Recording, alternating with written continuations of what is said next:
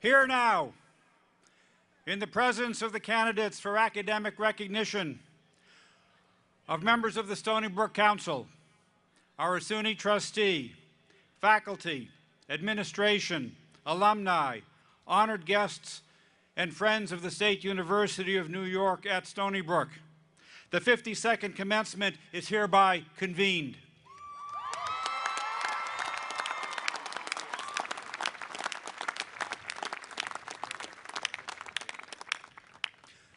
Welcome to Stony Brook University on this beautiful day, and a memorable day for all of you.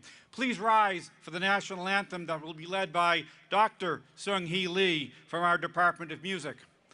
Following the national anthem, please remain standing for the invocation to be delivered by Sister Sana Nadim from our Campus Interfaith Center.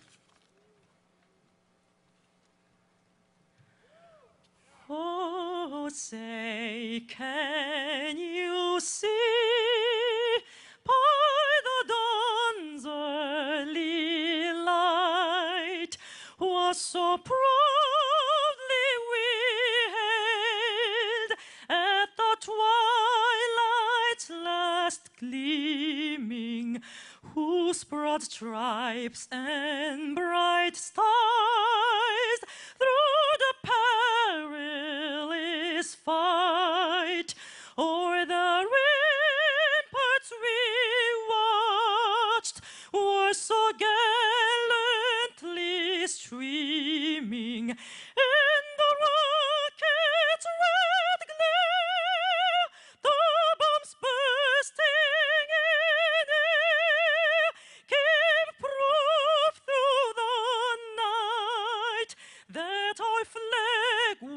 was still there. Oh, say does this star-spangled banner yet wave o'er the land of the free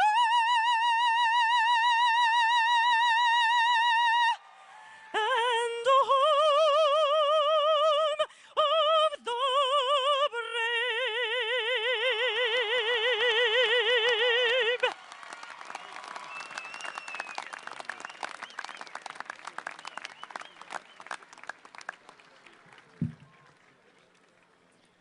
Bismillahir-Rahmanir-Rahim. In the name of God, most gracious, most merciful. O Creator, we invoke your presence here with us today as we stand together in this great institution, a place that is home to some of the most brilliant minds in the world, Stony Brook University. We are here celebrating the accomplishments of the class of 2012, giving thanks for the success of their journeys, acknowledging their tireless efforts, remembering their hard works, and the dreams, tears, and laughter that filled their lives along the way. Dear Lord, with all your grace and mercy, we ask that you bless those who have helped catapult forward the class of 2012 and bring paralleled happiness to their souls, for they shed warmth on the hearts of others. Send abundance to the families and friends for their unconditional love and continued sacrifices. Mentors, faculty, staff, and administrators who have cared, nurtured, provided these graduates with powerful tools for success. Majesty be to you, God, we praise you and ask for your blessings. In this moment at a crossroad of life, looking with anticipation to the future, we call on you to guide the distinguished class of 2012 in their energies as serving citizens of our great country and the world, that they may always be guardians of peace and harmony. May they maintain the sacred trust, God, in protecting equality for all people regardless of ethnicity or religion. May they be committed to integrity and justice in every step of their lives. May they heal the wounds of others and protect the innocent, feed the hungry and maintain the sanctity of the earth. In a world of turbulence, wars, and economic hardship, we call on you, God, to help support the class of 2012 as they become the gatekeepers of tomorrow. Make all their dreams and successes come true. May they reflect on their time here at Stony Brook with utmost appreciation and joy. And may you find the class of 2012 blessings in every breath and happiness in all your future endeavors. And may God keep you in his tender care. Amen.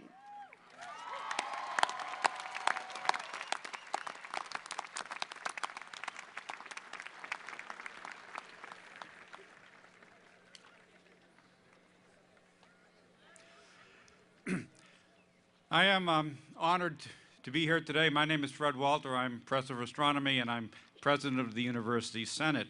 It's a pleasure to welcome the university's special guests.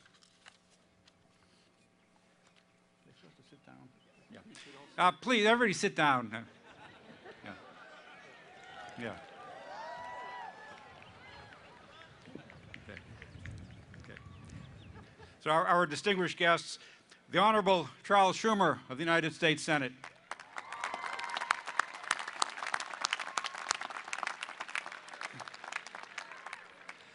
The Honorable Kenneth P. Laval, New York State Senate.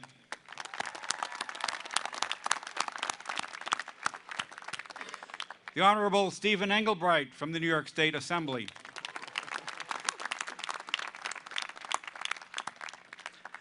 The Honorable Kara Hahn from the Suffolk County Legislature. and our State University of New York trustee, Carrie Stoller.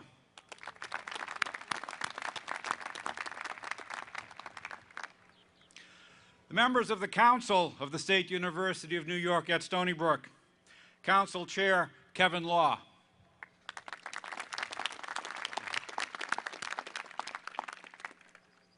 Dr. Leonard Benedict.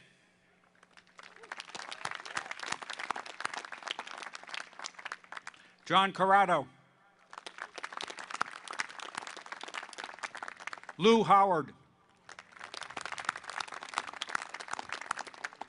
And Frank Trotta.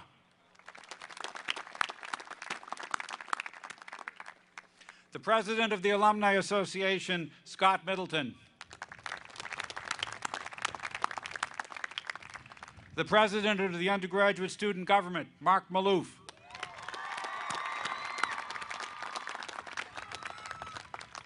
And the Senior Class Representative, Emelisa Trotman.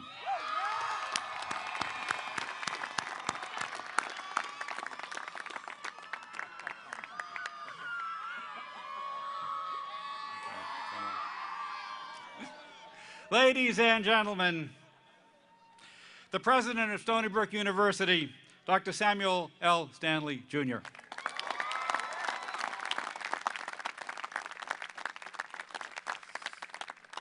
Thank you, Professor Walter. I would like to add my greetings to all present today, members of the faculty and staff, parents and friends of the graduates, our distinguished special guests, and above all, the graduating class of 2012. Welcome to Stony Brook's 52nd commencement.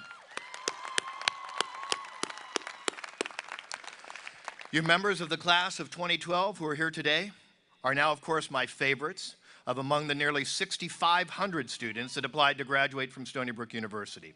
And I congratulate each and every one of you. Well done, well done, well done.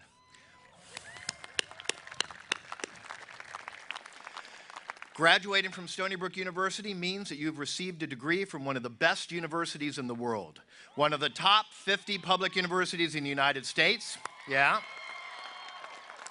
and one of the 61 members of the Association of American Universities, the AAU, the most prestigious research universities in North America. Again, congratulations.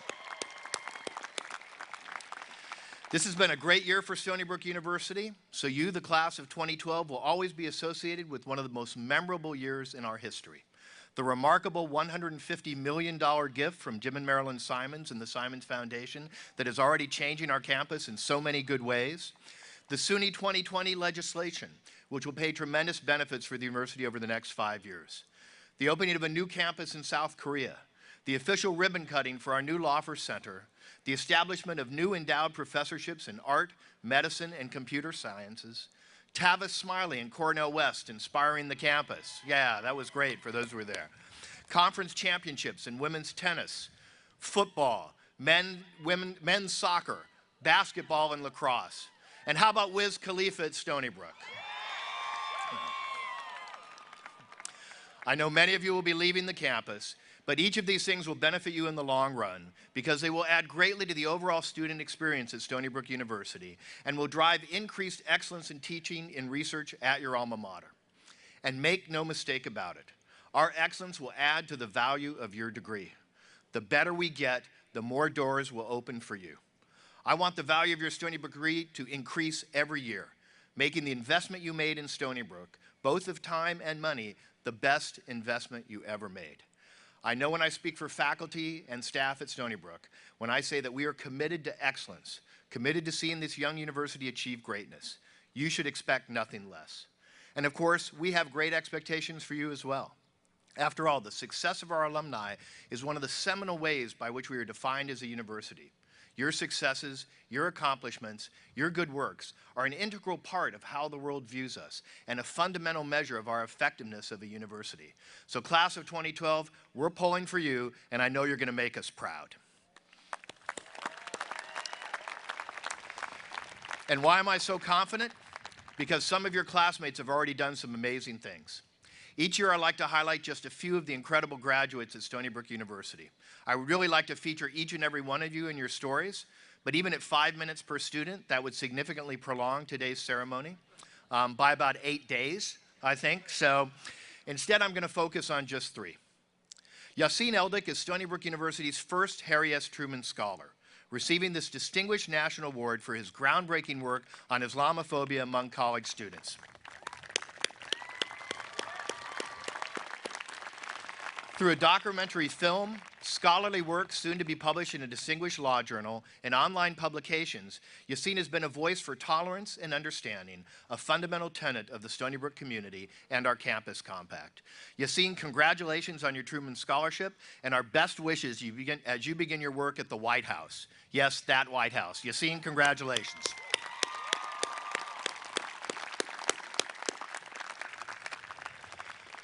Juliana Perez Cajay came to the United States with her mother from Colombia when she was 5 years old. They began life in the U.S. with nothing but 2 suitcases and $100. They moved many times, and Juliana attended more than 10 different New York City public schools. Despite terrible odds, none of her English as a second language second grade classmates went beyond a high school education. Her love of learning and determination put her on a path to college. But when Juliana prepared to take the PSAT, she discovered for the first time that she was an undocumented student. She was told that she would never attend college. Through intense efforts and the help of a donor who helped pay her tuition, she was able to enroll at SBU, where she has become a successful student, campus leader, and courageously a spokesperson for the New York State DREAM Act, which would help other undocumented students realize their dream of a college education.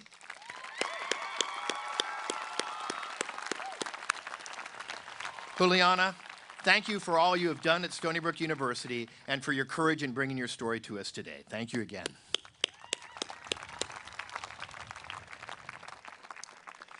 At age 11, Brooke Ellison was struck by a car on her way home from school and left paralyzed from the neck down. She became a champion for hope and motivation, attended Harvard University, graduating magna cum laude, and serving as Harvard's commencement speaker in 2000. She's become a leading spokesperson for stem cell research and serves on the ethics committee of the Empire State Stem Cell Research Board, which oversees New York's Stem Cell Research Initiative. Today, Brooke receives her PhD in sociology from Stony Brook University, having successfully defended her thesis.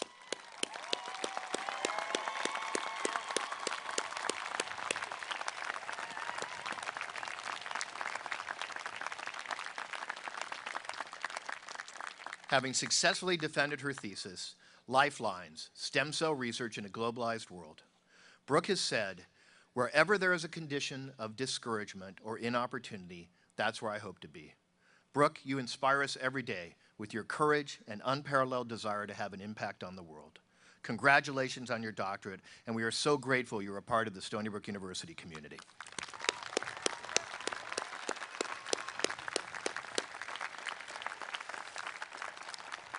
These are just 3 examples of the lives of excellence that our students typically live. But I want to compliment all of you today, all of the class of 2012, on your achievements. And again, I ask everyone present to applaud all of our incredible graduates. They are amazing.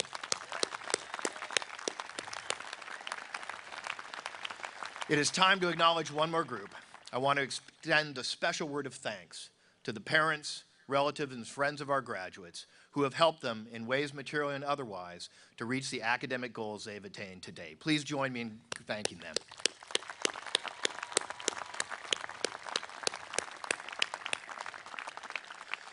As the father of 4 children, I know something about what it takes to provide a son or daughter with the opportunity and tools needed for success. I know that it's not always been easy, that in some cases it required real sacrifice to make this day possible. But I also know the joy that a family member feels when a son or daughter, grandchild, niece, nephew, or close friend achieves an important goal. And I'm happy to share that joy with you today. So to the graduates, let me say years from now, when you think about this day, and you will, what you remember most may not be the commencement speech or the details of the ceremony, but being with your loved ones, friends and family members, and their joy at your success. And that's the way it should be. In closing, before sending you forth as Stony Brook University graduates, I want to give you 3 bits of advice that I have shamelessly lifted from other commencement speeches. First, from Mary Schmidt, and it's very appropriate today, wear sunscreen. The long-term benefits of sunscreen have been proved by scientists, whereas the rest of my advice is really no more reliable than my own meandering experience. Number 2, from Stephen Colbert. Being pre-approved for a credit card does not mean that you have to apply for it. I think the parents and family appreciate that one, yes. And last, but certainly not least, from my last year's commencement speech, don't forget to stay engaged with Stony Brook University. Remember the good times, be proud of your degree, and when you can, give back to help others realize their dreams. Congratulations, you now join the more than 140,000 Stony Brook alumni whose lives and work personify the mission of the university. Now go forth and prosper.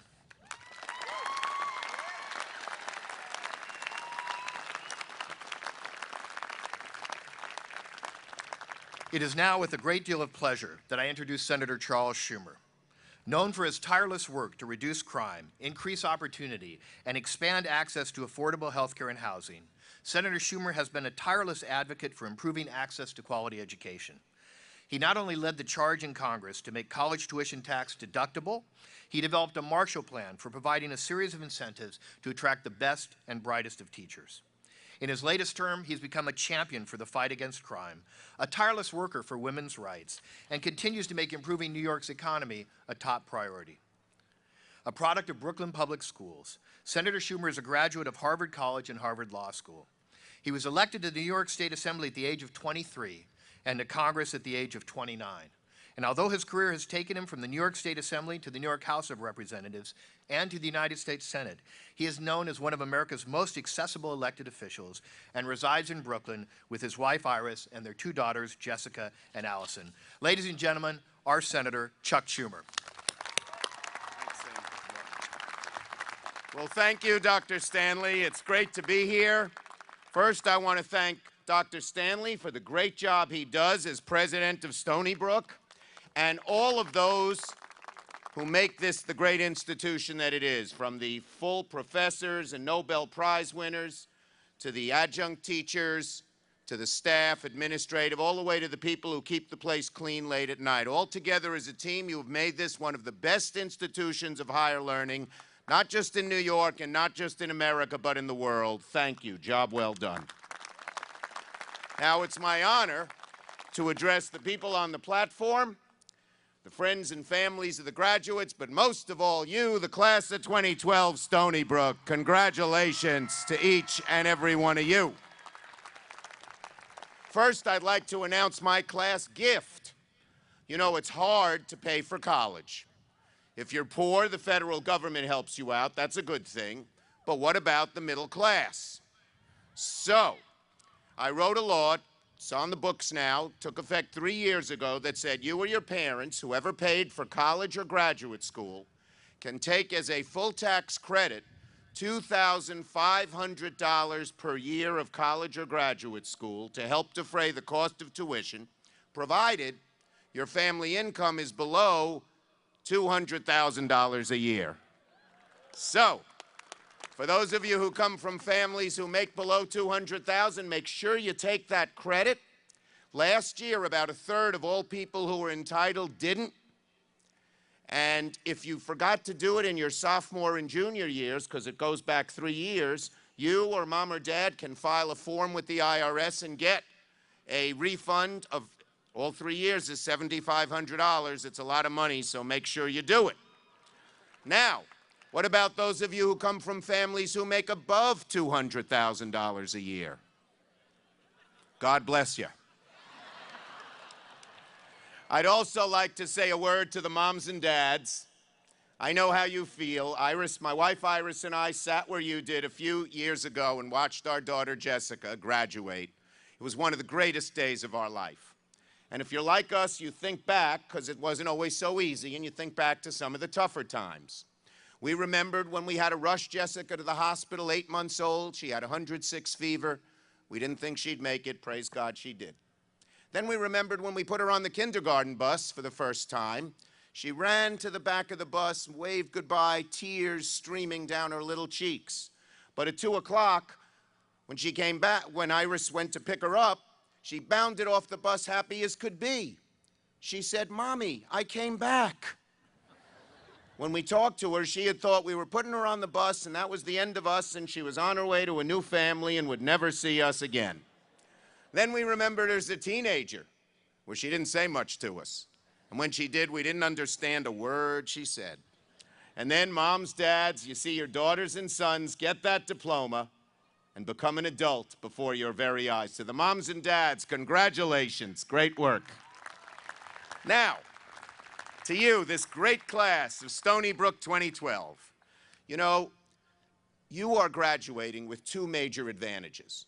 First, you've been given one of the best educations that America and the world provides. There are thousands, millions of others who are graduating this week, but your education gives you a leg up. And second, you are the first generation to grow up amidst all of this technology. In 1988, that may have been the year that some of you were born, that was the first year that the word internet was ever seen in print. There was no Google, no Facebook, no email, no cell phones, no text messaging, no LOL. In 1993, when some of you started kindergarten, the World Wide Web had 12 websites on it. That's it.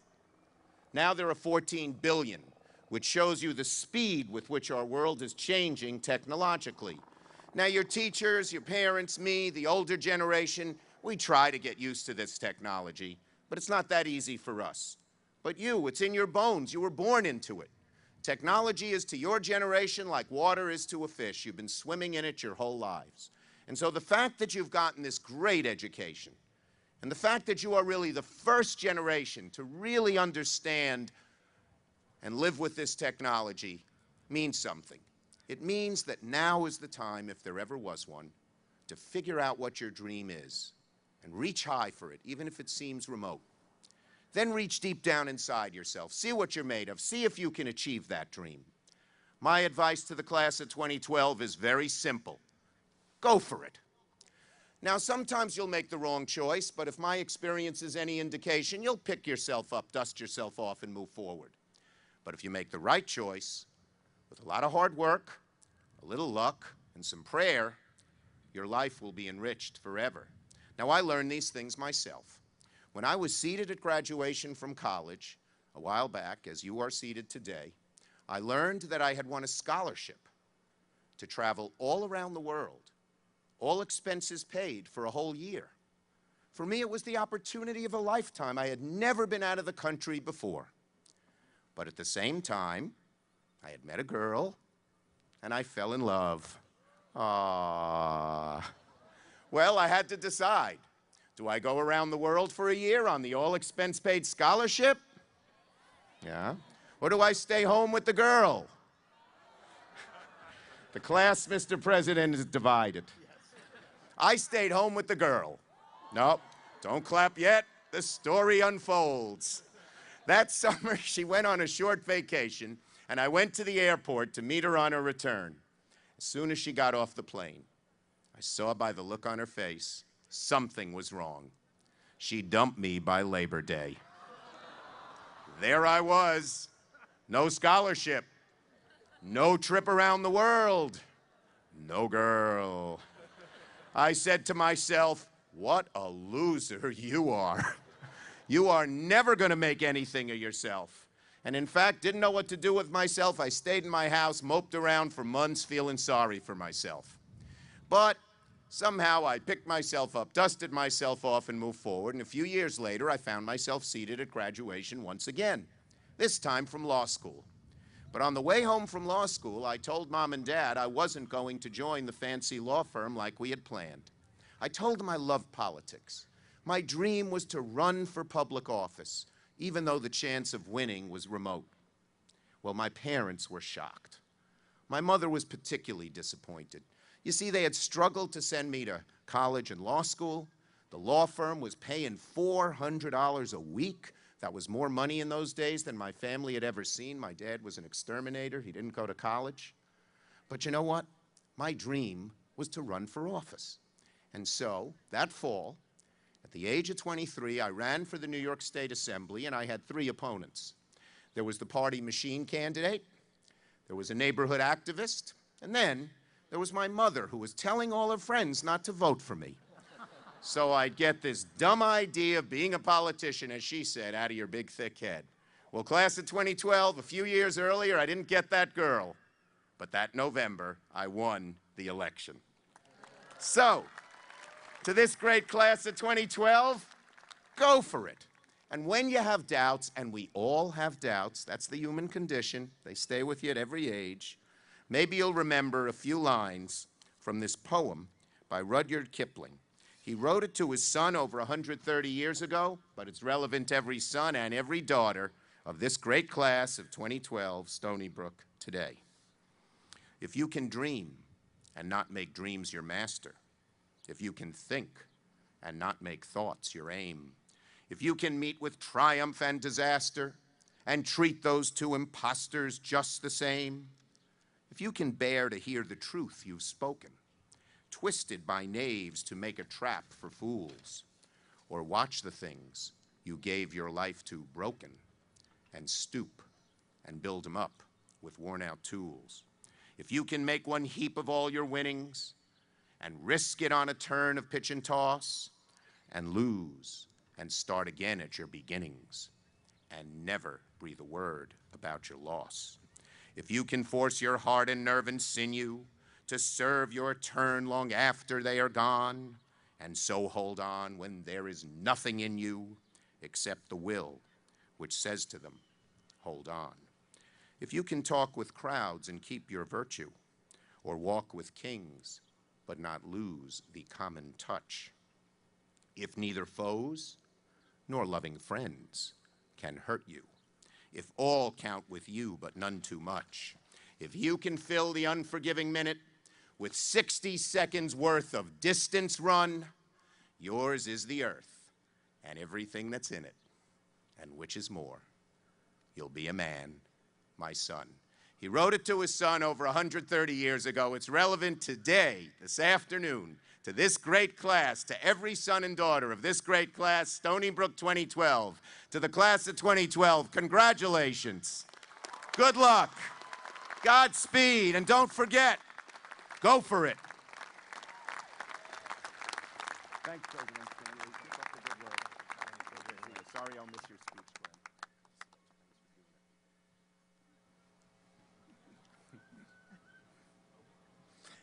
Thank you, Senator Schumer. We continue our ceremony today with the conferral of honorary degrees. During yesterday's doctoral hooding and graduation ceremony, Mr. Richard J. Gambino received an honorary degree of Doctor of Science. Congratulations to Mr. Gambino.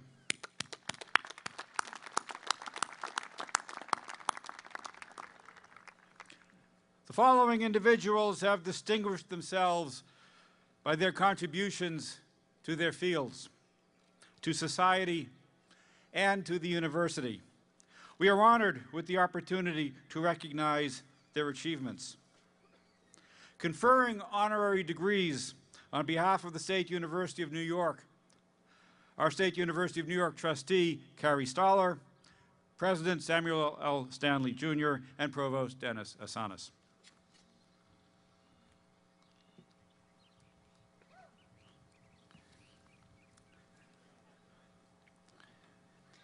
Will James Salter please come forward to receive his degree by State University trustees? Thank you.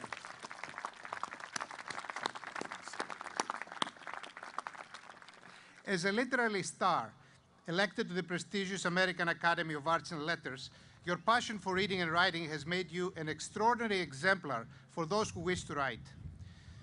For your great contributions to modern American fiction, your devotion to the craft of writing, the integral role you have played in the Master of Fine Arts program at Stony Brook, Southampton, and your ability to inspire others to write or perish, the State University of New York is proud to bestow upon you the honorary degree of Doctor of Fine Arts.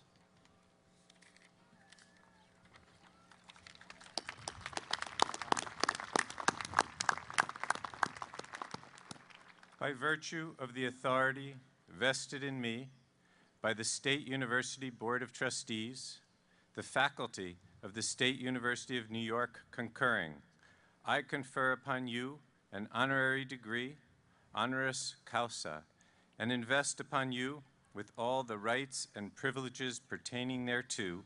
In token thereof, I direct that you be provided with a diploma and vested with the hood representative of the specific degree conferred.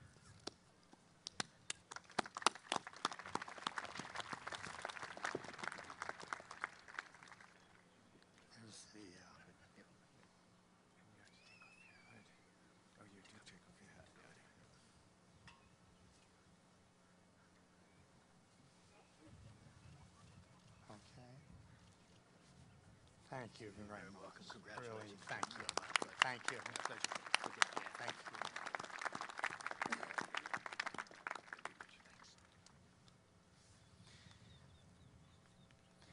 Will Sister Margaret Ann Landry please come forward as her degree is conferred by State University trustee Kari Stoller?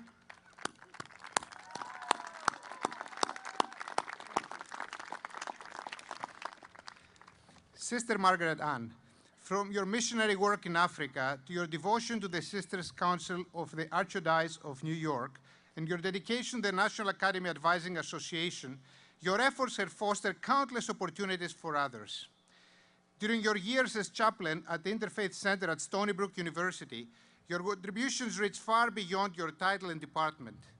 You seamlessly connected and inspired a diverse body of students, staff, and faculty through your activism, encouragement, and mentoring. You have profoundly enhanced the Stony Brook University community, and your legacy will always be part of the university's history.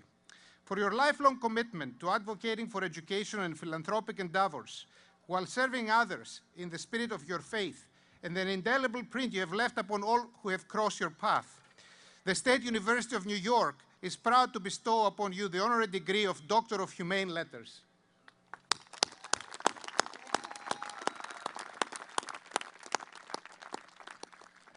By virtue of the authority vested in me by the State University Board of Trustees, the faculty of the State University of New York concurring, I confer upon you an honorary degree, honoris causa, and invest upon you with all the rights and privileges pertaining thereto. In token thereof, I direct that you be provided with a diploma and vested with the hood representative of the specific degree conferred.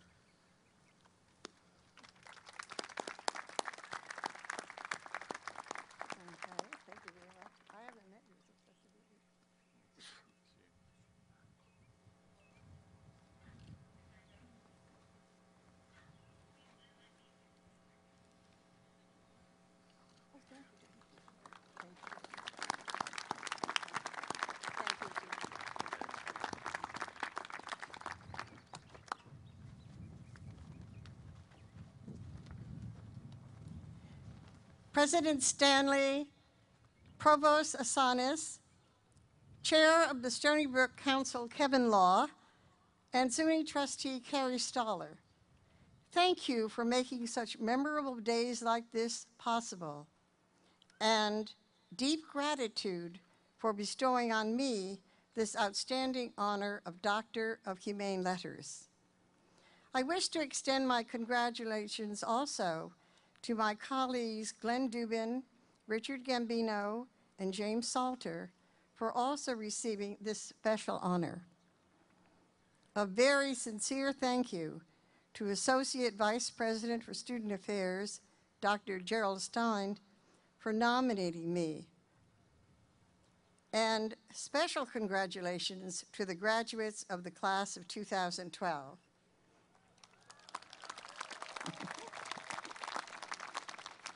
I am certainly very happy to be one of you. Many of you played a significant role in my life, and I am so grateful for the wonderful memories, all woven into the tapestry of the journey we walked together. My life was enriched by your faith, your spiritual development, your enthusiasm, and your goodness. My 22 years at Stony Brook were very special.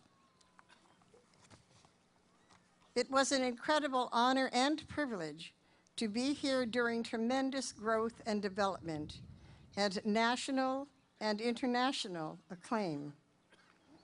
It has been a privilege to work with students from all over the world and learn the true meaning of diversity.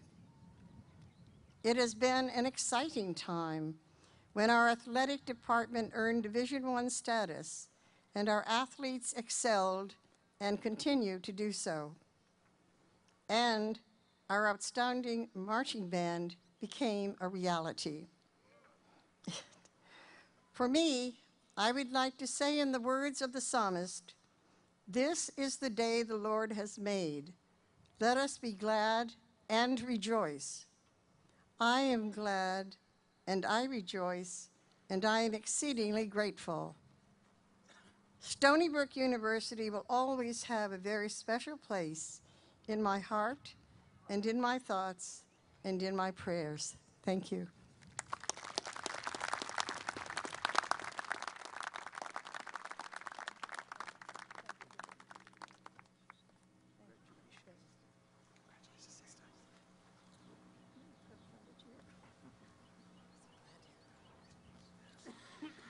Will Glenn Russell Dubin please come forward as his degree is conferred by State University trustee Kari Stoller? Glenn, you have demonstrated that hard work and education is the key to success. As an active Stony Brook University alumnus and intelligent investor with philanthropic vision, your generosity has touched the lives of so many. From being a founding member of the Robin Hood Foundation to serving as a board member of the Museum of Modern Art and funding both the Dubin Breast Center at Mount Sinai Medical Center and the Dubin Family Athletic Performance Center to Stony Brook University Departments of Athletics, you have tirelessly supported righteous endeavors. You are an inspiration, and you embody the ideals of a true Stony Brook Seawolf. For your commitment to improving the lives of others and efforts to enhance Stony Brook University, the State University of New York is proud to bestow upon you the honorary degree of Doctor of Letters.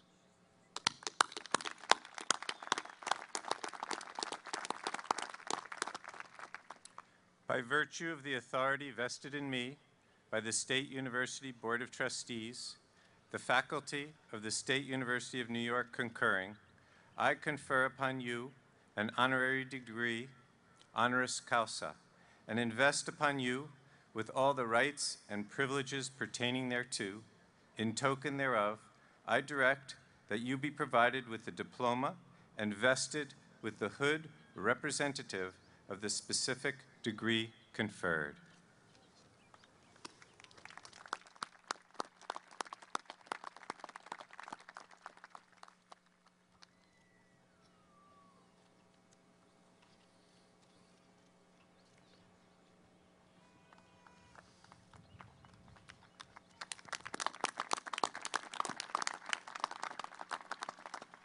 I would now like to invite Glenn Dubin to come forward and deliver a commencement address.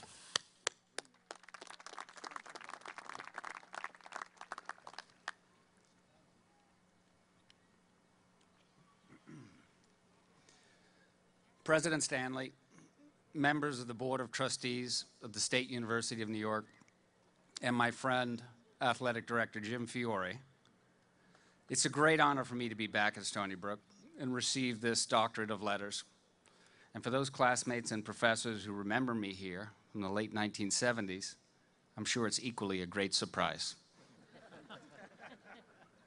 Previous recipients of this distinguished award include Nobel Prize-winning economist Gary Becker, famed paleontologist Richard Leakey, and award-winning mathematician and philanthropist Jim Simons. I know you must be asking that very same question in the aftermath of the Great Recession and the resounding political message of the Occupy Wall Street movement. Why on earth is the school giving this honorary doctorate to a hedge fund guy? You're not alone. My wife Eva spent 8 grueling years studying to get her medical degree from UCLA School of Medicine. And on the car ride out here, she too asked the question, "Darling, why are you getting a doctorate?" To be honest, I think she's just jealous that there'll now be 2 Dr. Dubins in the family. But I can only surmise why I'm being given this honor, but I bet it has something to do with the fact that there are a lot of similarities between you and me. Yes, that's right, members of the class of 2012 and me. When I was about to graduate Stony Brook in 1978. Yes, that is right. You and I are very similar in a number of important ways. Let me explain. My mother was an immigrant from Austria who fled the Nazis and came to America in 1939. My father was a second-generation American whose family came from Russia. I grew up in Washington Heights, a working-class neighborhood. I told you there were similarities. A working-class neighborhood in northern Manhattan. My father drove a taxi. He worked very long and hard hours to provide a better life for his family. Sound familiar? I see there's some parents nodding their heads. I was the first one in my family to go to college. Now, I know that sounds familiar. In my class of 1978, roughly 37% of the graduates were the first members of their family to graduate from college. I have been told that roughly 30% of those of you sitting here in red cap and gown are also the first in your family to graduate from college. Okay, do I have your attention now? So I left Stony Brook in 1978 with a degree in economics, no family connections in business, and one wool pinstripe suit that I bought on sale for $90 to make a good impression in my job interviews, which I plan to start immediately after taking the summer off. Okay, life lesson number one. If you're going on job interviews in New York at the end of August, don't wear a wool suit. Lesson number two.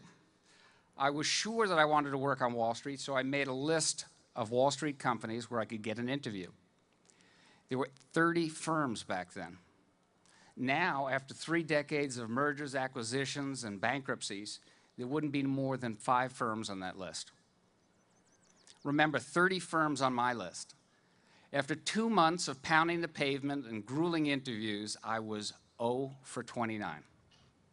That's right, 29 interviews and 0 job offers. My very last interview was with a firm called E.F. Hutton, number 30 on my list. Miraculously, I got the job. I often wonder what would have happened if there were only 29 companies back then and not 30. I'm sure I'd be doing something much different today, probably picking up a summons to appear in Riverhead County Court as opposed to picking up a degree here at Stony Brook. But I learned from my mistakes. I took notes after every single one of my 29 failed interviews, self-correcting my interviewing skills and learning and improving as I went on. So here we go. Life lesson number 2. You will experience failures, both in your personal life and in your career. I hope you won't fail as spectacularly as I did and be 0 for 29 in your first 29 interviews.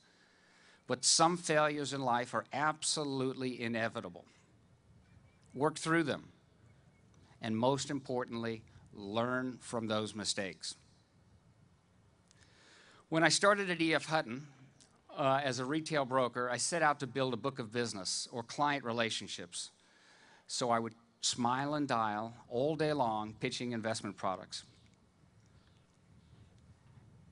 After a few years of this, I noticed something very interesting. Almost all the investors that I spoke to were either focused on stocks and bonds, or in a few very unusual cases, commodities. No investors that I spoke to in the early 80s thought about the possibilities and the benefits of combining these asset classes in a single investment portfolio. Regardless of how sophisticated you were, your investment portfolio was comprised of stocks and bonds, or if you were really out there, commodities like gold and silver, or agricultural commodities like soybeans, wheat, and corn, which you could buy in the futures exchanges.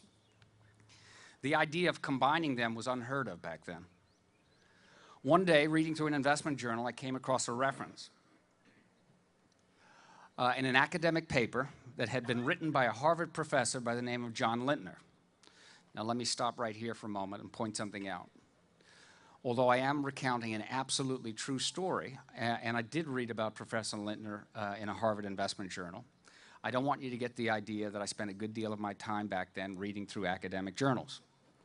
Remember, at this point in my life, I'm a bachelor, I'm in my mid-20s, living in Manhattan. Trust me, I wasn't reading academic journals every night. Anyway, the basis of the Lintner study was that by combining assets within traditional portfolios of bonds and stocks, you could effectively smooth out the volatility and enhance returns over time. This was absolutely an aha moment. Anyway, my partner at the time, Henry Suega, who was also a Stony Brook alum, and I both used this study to facilitate discussions with a number of very sophisticated institutional investors. The end result was that we created one of the very first fund-of-funds business models combining stocks, bonds, and commodity assets. Today, the fund-of-funds industry is estimated to have over $500 billion of assets under management. Now, we certainly could have patted ourselves on the back and congratulated each other for creating one of the early fund-of-funds businesses, but we actually thought there was a better way to apply Professor Lintner's studies. Instead of acting as a manager of managers and allocating capital to third-party hedge fund advisors, why not take that concept of portfolio diversification and apply it internally to a hedge fund that we would manage ourselves using uncorrelated investment strategies? So in 1992, we did just that, and we launched Highbridge Capital, one of the hedge fund industry's first multi-strategy funds.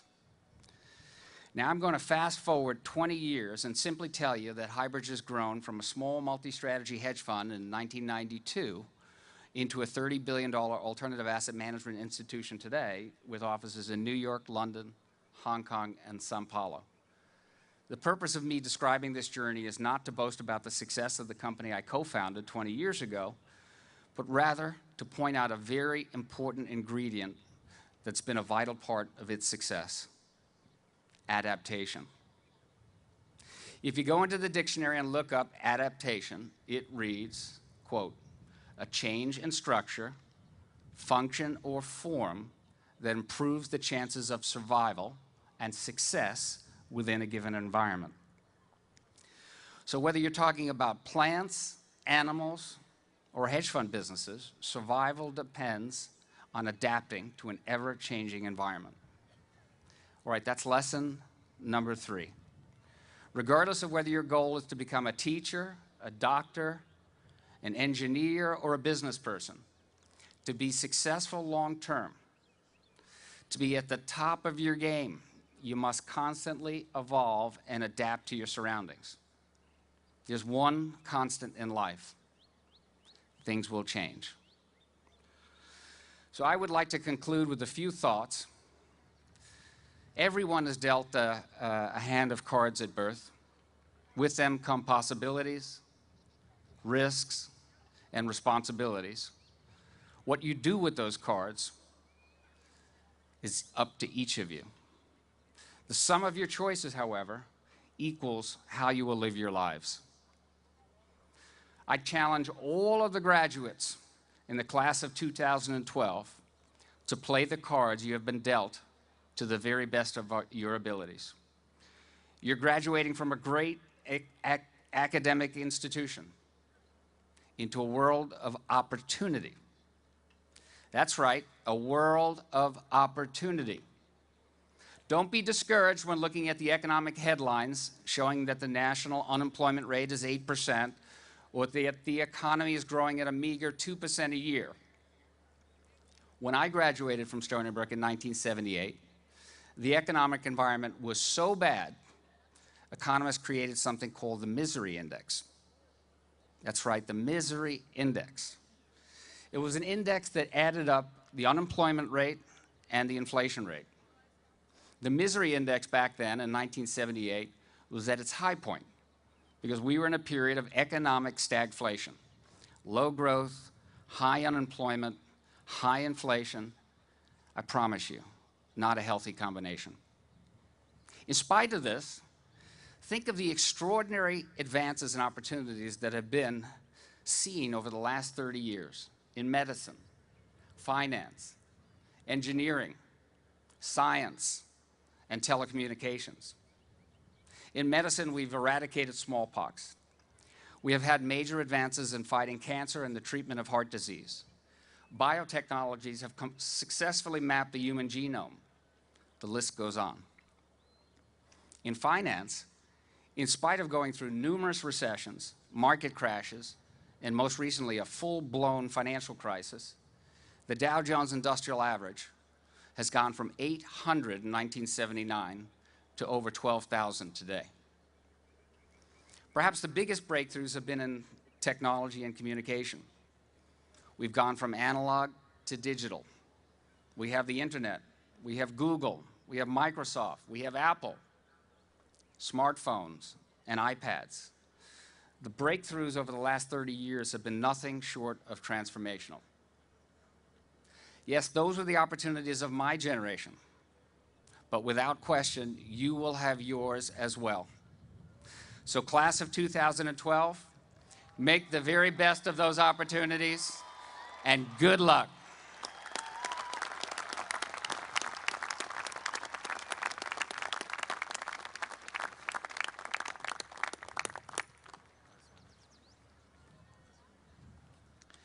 In honor of the first chairperson of the Stony Brook Council, the university presents its most distinguished undergraduate honor, the World Melville Valedictorian Award, to the graduating senior who has attained the highest academic average during 4 years at Stony Brook. This year, we have a 5-way tie for valedictorian.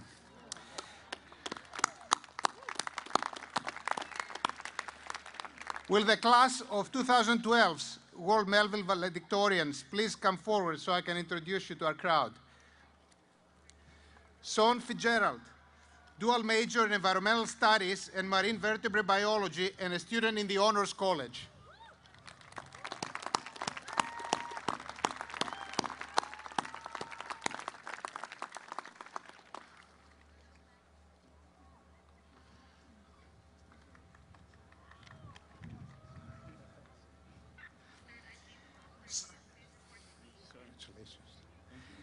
Sean Hoffman, dual major in applied mathematics and statistics and economics and a student of the Honors College.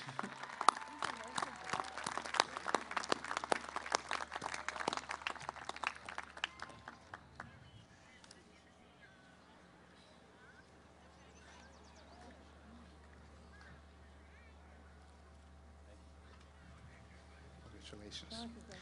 Jennifer Jung, English major and a student in the University Scholars Program.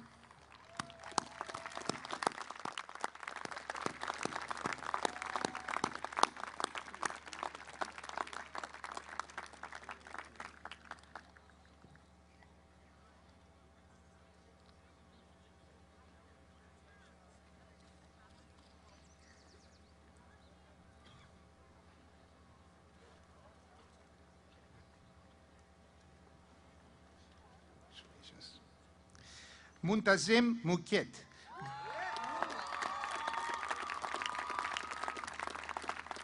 biochemistry major and a student in the Honors College.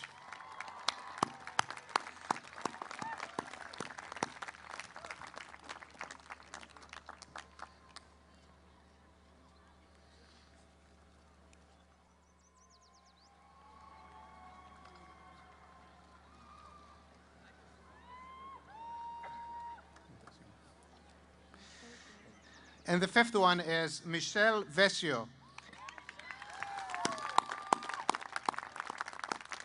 Michelle is a history major and a student in the teacher preparation program in the social studies.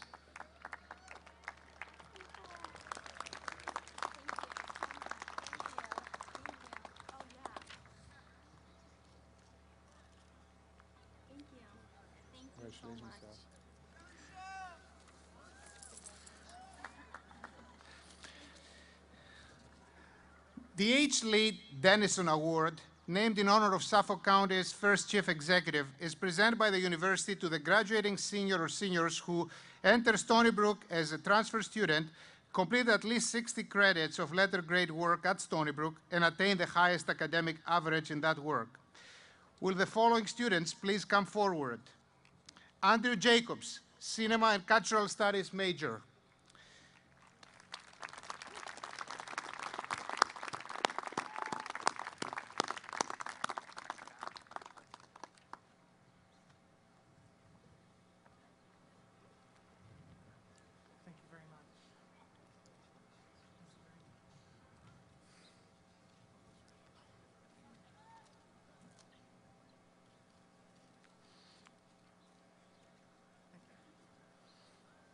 Congratulations. Vincent Massa, social work major.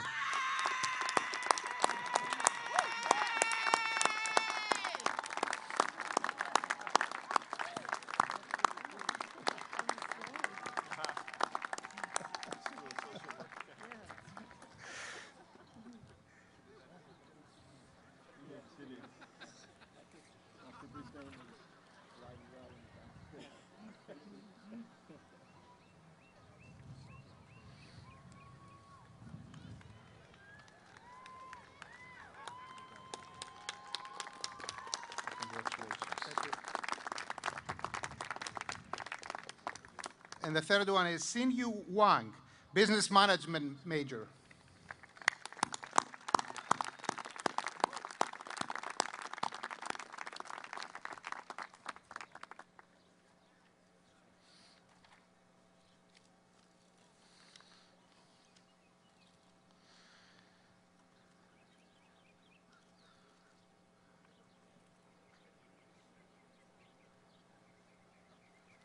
Congratulations.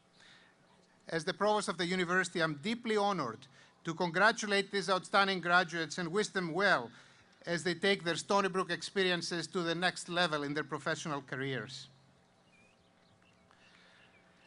Degrees with distinction are conferred on candidates for the Bachelor of Arts, Bachelor of Science, or Bachelor of Engineering degree who have completed at least 55 credits at Stony Brook, have letter grades assigned to at least 80% of their coursework, and have attained the requisite grade point average. The levels of distinction are summa cum laude, magna cum laude, and cum laude, and constitute approximately the 98th percentile, the 93rd percentile, and the 85th percentile, respectively, of all students. Attainment of a degree with distinction is indicated on the student's diploma and permanent academic record. On Wednesday, Stony Brook honored these graduates at the Baccalaureate Honors Convocation, during which the stalls that they're wearing today were presented. Will those graduates graduating with the distinctions of cum laude, magna cum laude, and summa cum laude please stand and be recognized?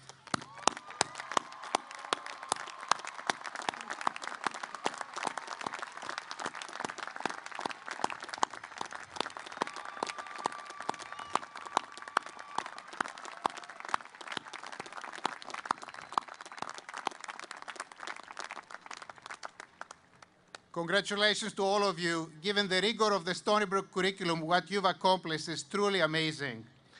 It's now my pleasure to introduce the Vice President for Student Affairs, Dr. Peter Bagent.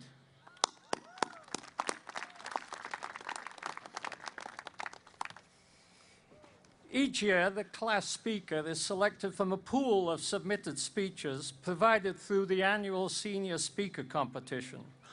All entries are reviewed and judged by a committee of staff and faculty. They made an excellent choice when they selected Miriam Yusuloff as the class speaker. Miriam is a psychology major with a minor in music. Please join me in welcoming Miriam.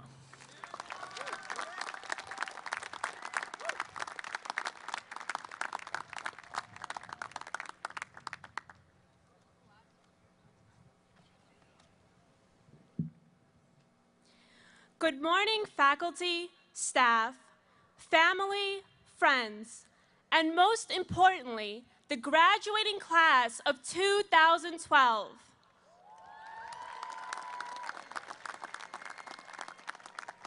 While today is a celebration of our passionate race to the finish line, it is also the start of a new and flourishing chapter. Our journey is a book. Each chapter is fresh, but each is deeply intertwined with the one preceding it. Many of us began our journey 4 years ago, and we leave today more educated and well-rounded, shaped by our unique experiences here at Stony Brook University. Experiences like our passionate finals week midnight screams, Bill Clinton's much-celebrated visit, the famous Bruno Mars and Wiz Khalifa concerts, wild lunchtime rushes at the SAC, mile-long lines at Starbucks, our inspirational professors, our incredibly diverse student body, and our mighty Seawolf, though some may argue the Seawolf is not a real animal. When you look back at your time spent stressing over finals, waking up for an 8:20 class, or waiting for the bus out in the cold, remember, it was all worth it. Worth it because you will be leaving here today equipped to do remarkable things with endless possibilities. So much has changed since we began our journey. 4 years ago, the Nobel Halls did not exist. Wendy's and CPK were not on campus. And we got our tuition bills on paper. Since then, our country elected its first Black president. We saw the birth of Occupy Wall Street and the death of Osama bin Laden. But regardless of the changing times, one thing remains constant, that earning a degree is a smart move. And though our tuition has a price tag of thousands of dollars, plus parking tickets and fees, we all know deep in our hearts that an education is priceless. We live in unpredictable times. Be ready to do unpredictable things. Be ready to make a difference. Face the world's challenges head on. Get out of your comfort zone. Be active, not passive. Don't let anyone's words compromise your motivation to lead and do good. Many of you began the Stony Brook journey as pre-med students, eager to enter the world as medical doctors. Some of you will be doctors, others lawyers, and yet others will go on to brilliant careers outside the realm of medicine. Whether you are going to start graduate school, or your fabulous new job, or just take some time off, remember, your path is your own. Embrace your own true passions. The class of 2012 is comprised of hundreds of intellectual, diverse, enthusiastic, and extraordinary individuals. It takes various colors and paintbrushes to paint a beautiful picture. So, each and every one of you is a paintbrush and a color responsible for painting the future stunning world. When you glance over at your diploma, whether it will hang in your office or gather dust in your closet, know that it doesn't only represent your past here at Stony Brook University, but your future in this capricious world. Your diploma does not represent the end of your education, but rather the continuation of your eternal quest to learn. Leave here today being ready to lead, discover, and grow. And be sure to leave your mark, no matter how vast or trivial. Class of 2012, I urge you to apply your phenomenal talent and lead with your amazing character. Character is not measured in dollars and cents or by cars and boats and homes. Your character will be defined by your desire to learn, lead, inspire, strive, fail, and succeed. Graduates, be proud of what you have accomplished, as you and your loved ones certainly have a right to be. But be mindful of the fact that you are not done. Not done because today is not only the end of a race to learn and achieve, but rather the beginning of a boundless journey. So go out and take everything you've learned here at Stony Brook University with you. Start a new chapter, but never forget the Stony Brook chapter in your book. Remember, regardless of your religion, political affiliation, creed, gender, nationality, or sexual orientation, you are always a member of the Stony Brook family. Most importantly, remember that you are a Seawolf. When you leave this beautiful campus and are asked about Stony Brook, you can say, there's no place like Stony Brook for a strawberry fest.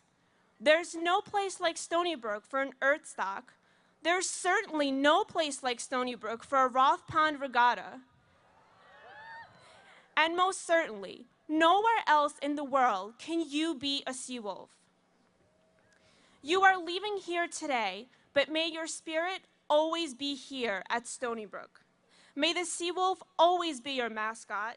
May Stony Brook always be your home. And may red always, always be your color. Congratulations to the class of 2012.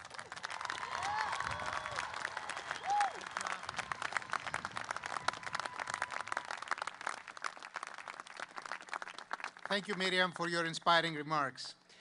Each year, an award made possible by Drs. Donald Squires and Marianne Steinberg is presented to outstanding doctoral students.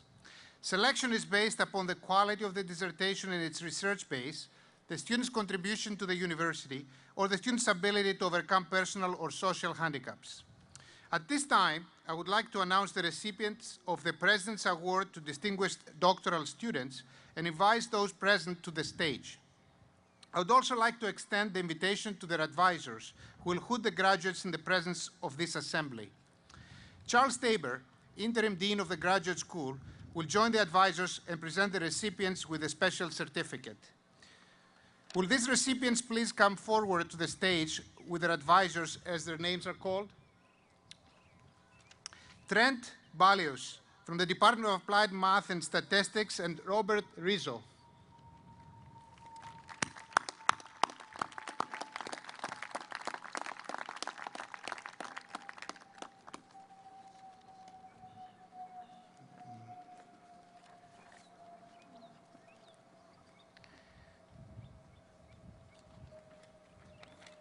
Advisors, please hood your candidates.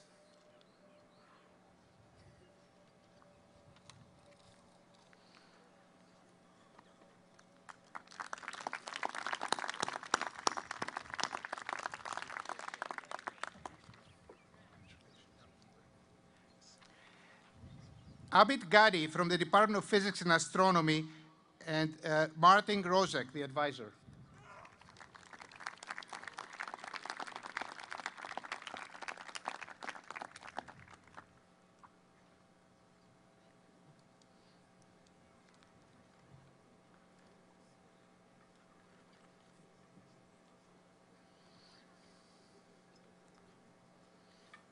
Advisor, please hood your candidate.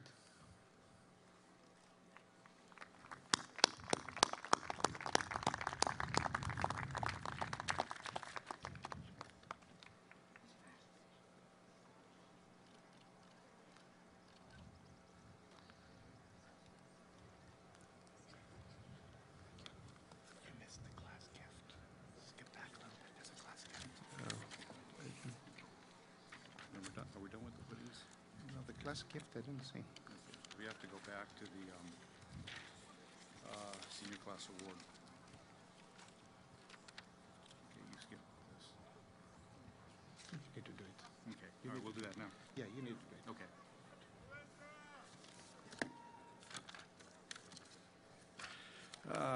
Okay.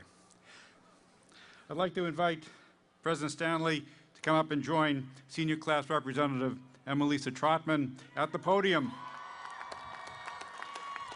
for a special presentation from the class of 2012.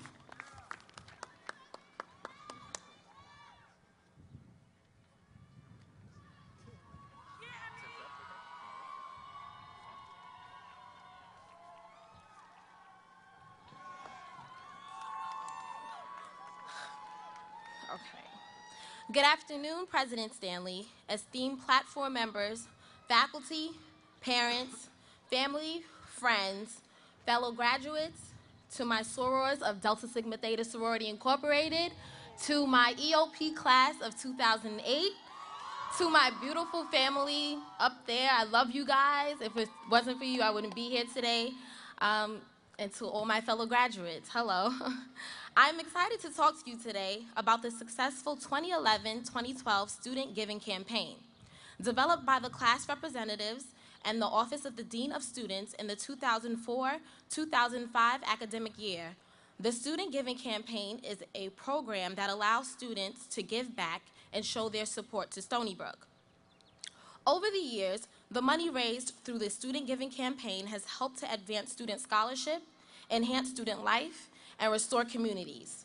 For example, through the annual Alternative Spring Break Outreach Trip and through the Haitian and Japan earthquake relief efforts. I am proud to report that this year's Student Giving Campaign has brought in over $35,000 to support our university and community. This pushes the total amount raised over the last 7 years to over $170,000.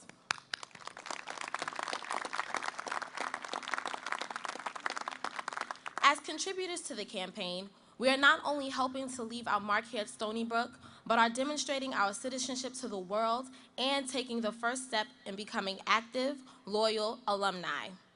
Another important part of the Student Giving Campaign is the Senior Class Gift. For the last several years, graduating seniors have come together and worked to leave a legacy on campus by presenting a gift to the university at commencement. The Senior Class Gift Council convened this year to continue this proud tradition and presented an initial list of 5 possible gifts for the senior class to consider to fund. The seniors have voted, and we have chosen to support the university's educational, social, and humanitarian mission by contributing our monies to the Stony Brook Sunrise Fund. The Sunrise Fund at Stony Brook helps to provide financial support for pediatric oncology patients and research into the causes and treatments of childhood cancer. Dr. Stanley, as the senior class representative, I am proud of the generous spirit of our graduating class, and I'm thrilled to present you with a check for the Stony Brook Sunrise Fund in the pledged amount of $13,500, the highest amount ever raised by a senior class.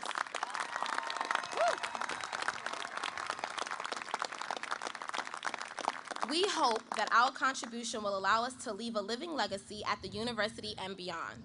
To my fellow graduates, thank you for contributing, and I look forward to seeing you at homecoming on September 22nd. We made it, y'all.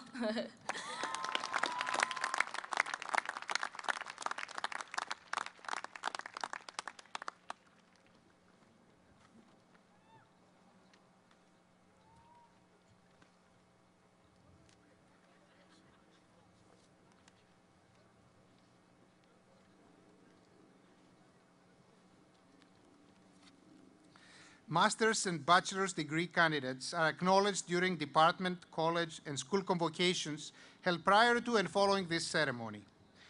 Candidates from each college or school have been selected to represent their classmates and now will be called to the stage by their deans. They'll be hooded by President Stanley. To begin the representative hooding, I'll call upon Dr. Lee Xipolitos, Dean of the School of Nursing.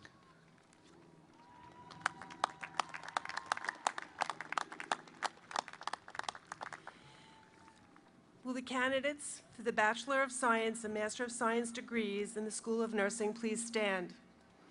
Will Domingo Templo Nuevo, representing all baccalaureate degrees, and Anna Maria Wellings, representing all master degrees, please come forward?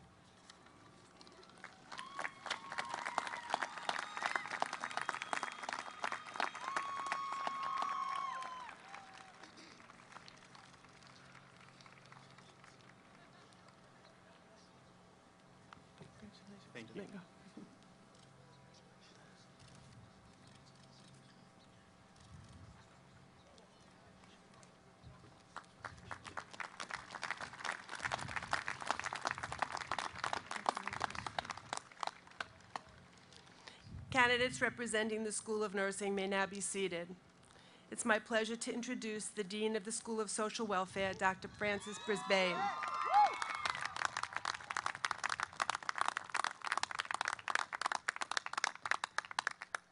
Will the candidates for the Bachelor of Science and Master of Social Work degrees in the School of Social Welfare please rise? Will Panthania Siddharpur, representing all bachelor candidates, and Richard Race, representing all master candidates, please come forward?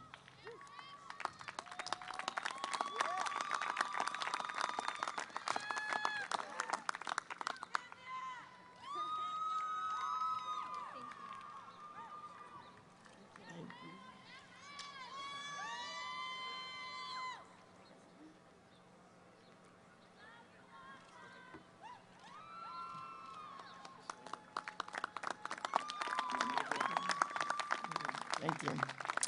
Candidates representing the School of Social Welfare may now be seated. It is my pleasure to introduce Dr. Craig Lehman, Dean of the School of Health Technology and Management.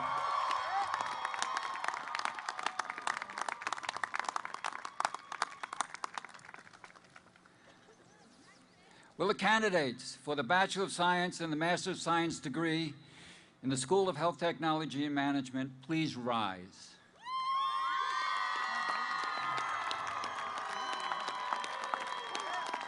Will Jessica Edward, who has been selected to represent all bachelor candidates, and Laura Burkhardt, representing all master candidates, please come forward?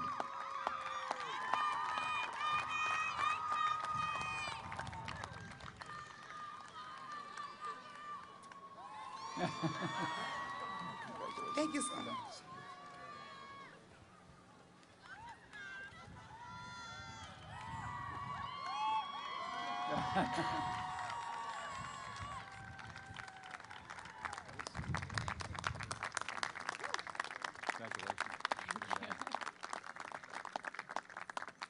The candidates representing the School of Health Technology and Management may now be seated.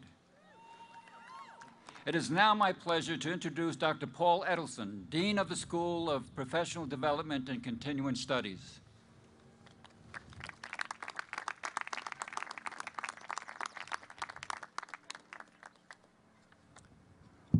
Will the candidates for the Master of Arts in Liberal Studies, the new Master of Arts in Higher Education Administration, the Master of Professional Studies, the Master of Arts in Teaching, and advanced certificates in the School of Professional Development please rise?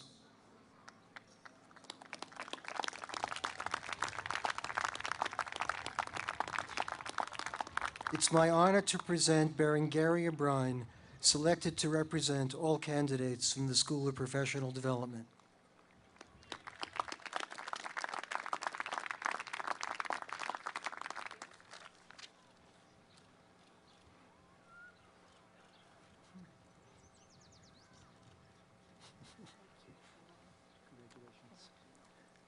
Candidates representing the School of Professional Development may now be seated.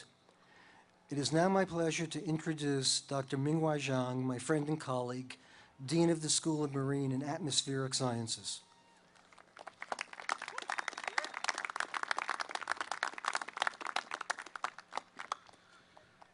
We are the candidates in the Assembly representing the School of Marine and Atmospheric Sciences. Please rise.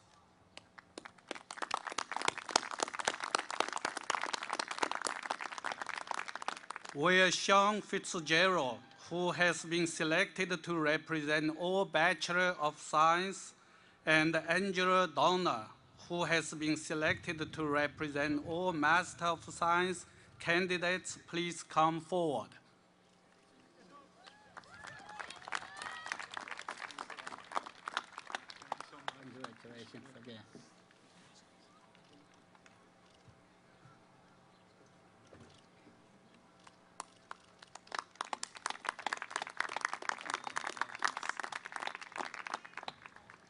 Candidates representing the School of Marine and Atmospheric Sciences may now be seated. It is now my pleasure to introduce Dean Howard Schneider from the School of Journalism.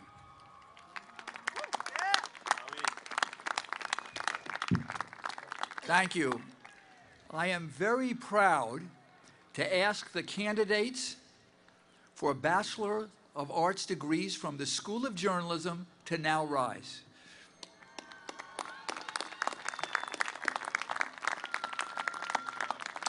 And I'm very pleased to ask Sam Kilb to come to the podium to represent all of the candidates.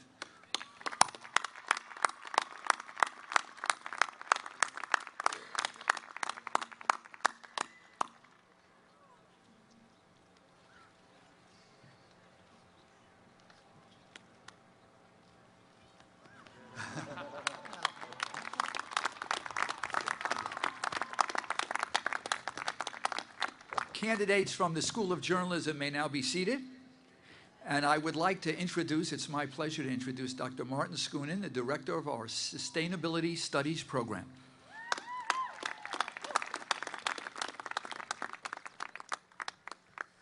Will the candidates for the Bachelor's of Arts degree and the Bachelor's of Science degree from the Sustainability Studies program please rise? Will Lindsay Shields, representing all bachelor candidates, please come forward?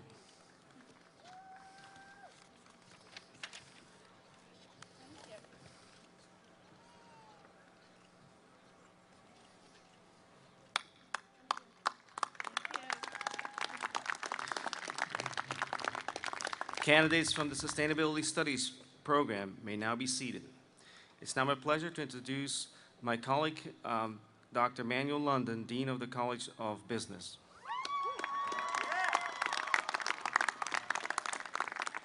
Will the candidates for the Master of Business Administration and the Bachelor of Science degree and advanced graduate certificates in the College of Business please rise?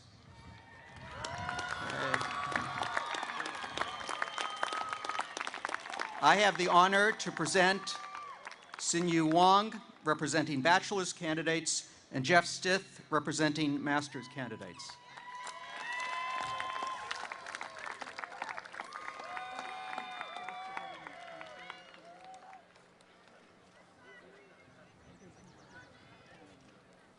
Thank you very much.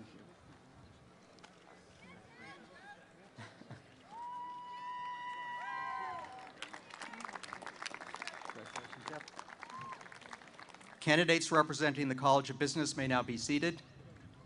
It is now my pleasure to introduce Dr. Yakov Shamash, Dean of the College of Engineering and Applied Sciences.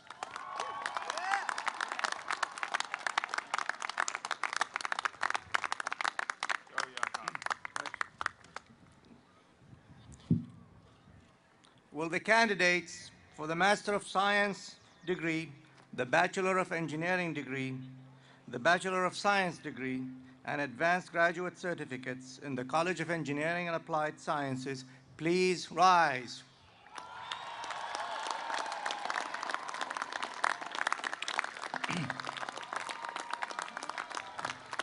I have the honor to present James Meehan and Greg Coates, representing bachelor candidates, and Matthew Quigley, representing master candidates.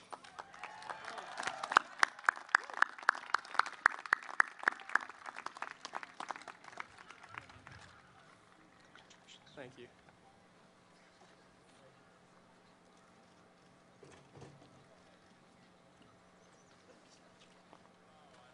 Congratulations. Thank you so much.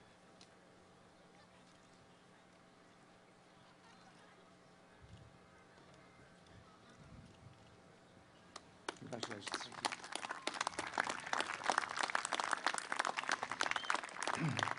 Candidates representing the College of Engineering and Applied Sciences may now be seated. It is now my pleasure to introduce Dr. Nancy Squires, Dean of the College of Arts and Sciences.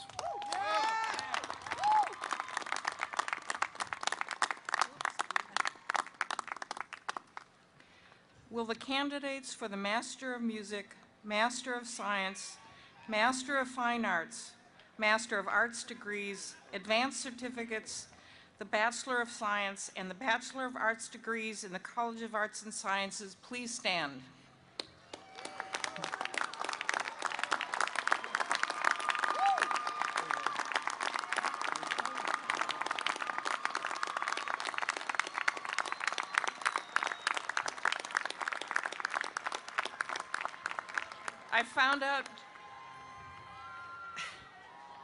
I found out just this morning that Darla Migan, who is going to represent all the master's degrees, was not able to join us this morning. But it's my pleasure to have the honor to present Susan McHugh, who's representing all candidates for the bachelor's degrees.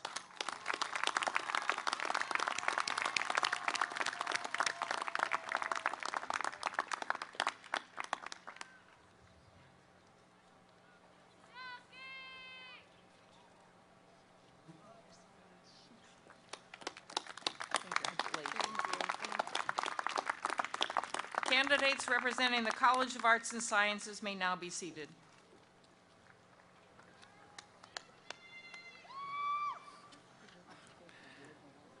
At this time, I invite all candidates for the master and bachelor's degrees and advanced certificates from all colleges and schools to rise.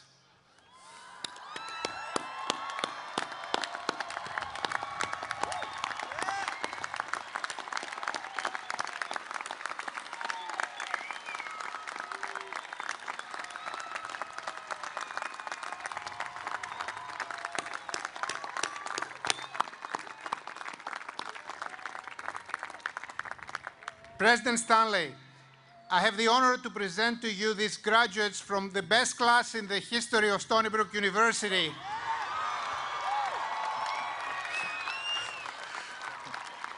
And respectfully request that you confer upon them the degrees and certificates for which they are qualified.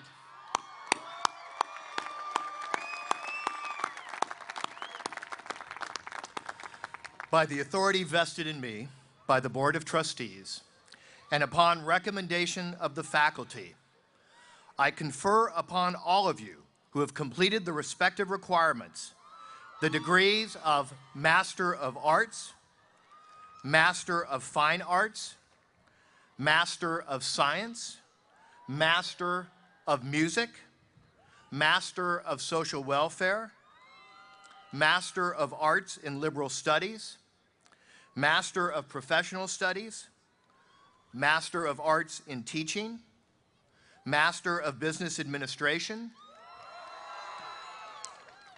Master of Public Health Advanced Certificates, the degree of Bachelor of Arts,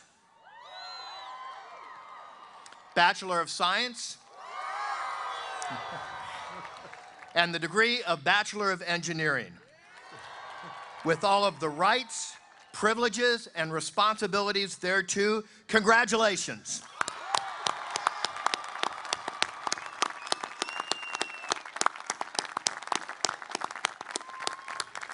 You can turn your tassels from right to left, throw your hats in the air, celebrate.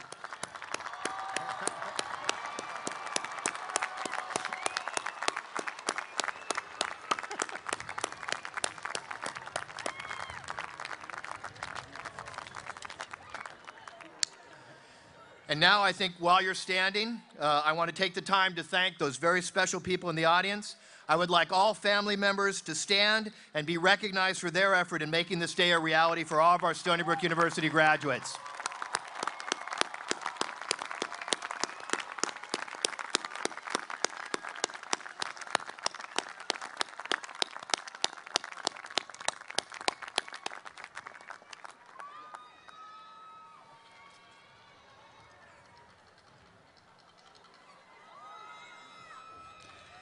Please be seated.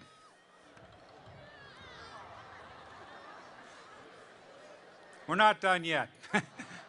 On behalf of President Stanley and speaking for the faculty of Stony Brook University, I would like to add my congratulations to all of the graduates and their families, as well as to the recipients of the honorary degrees. On behalf of Stony Brook University's Alumni Association, congratulations and welcome to you, our new alumni.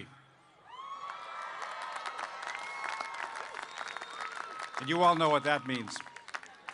At the conclusion of the alma mater, we ask that all guests remain in their seats until the graduate recessional is complete. Now, please stand. Turn to page 105 in your program and join Dr. Sung-Hee Lee in singing the Stony Brook Alma Mater.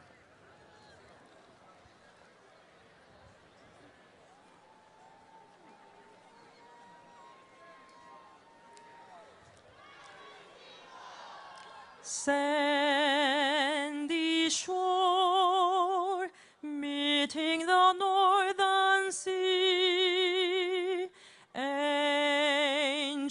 ground where newborn dreams arise, scarlet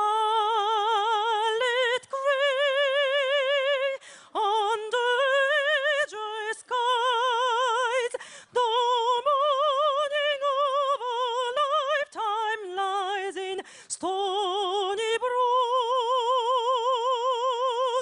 Raise a grateful cheer for Stony Brook. Useful joys, useful folly too, ancient wisdom seen through useful eyes, lifelong friends bound by useful ties. The morning of a lifetime lies in Stony Brook.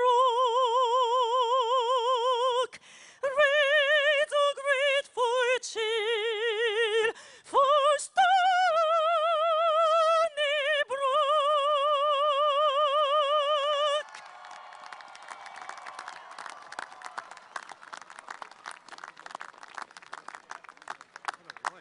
Incredible. By the way, you're the sponsor